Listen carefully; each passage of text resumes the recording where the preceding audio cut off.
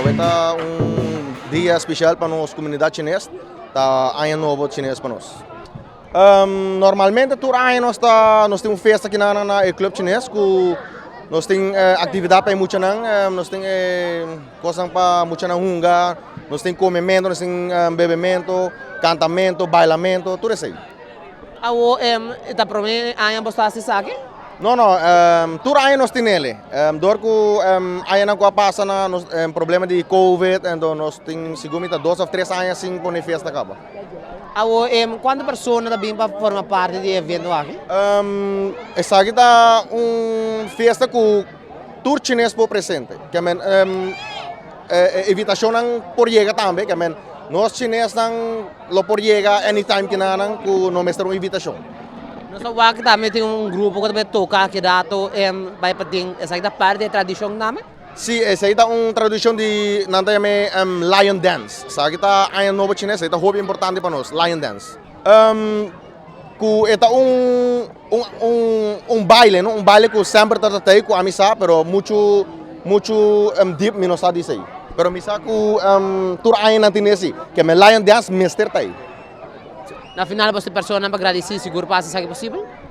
Seguro, nós estamos dizendo tu é diretiva com a hobby duro para a festa e danke para tu presente também.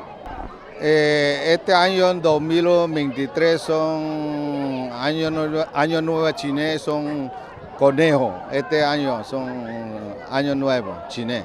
Y nosotros todo año celebración de año nuevo China, todo el mundo de la China, del club chino, todo lo mundial y celebración del mismo año nuevo chino.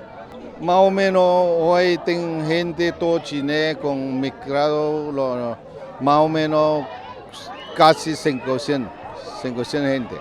Nosotros todo año nosotros para celebración año nuevo chinés para hacer dragón y bailar, cantar, comida, todo cosas así para celebración año nuevo chino.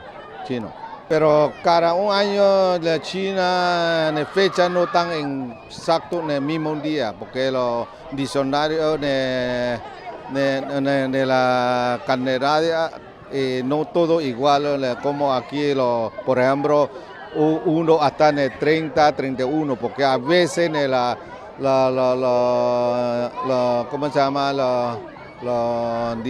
Diccionario así hay un mes de 31 días, hay un mes de 28 días, por eso no es incorrecto el mismo día como hoy en 22 días, así, porque otro año parece más atrasado, para otro año adelantado, así, en diferentes días.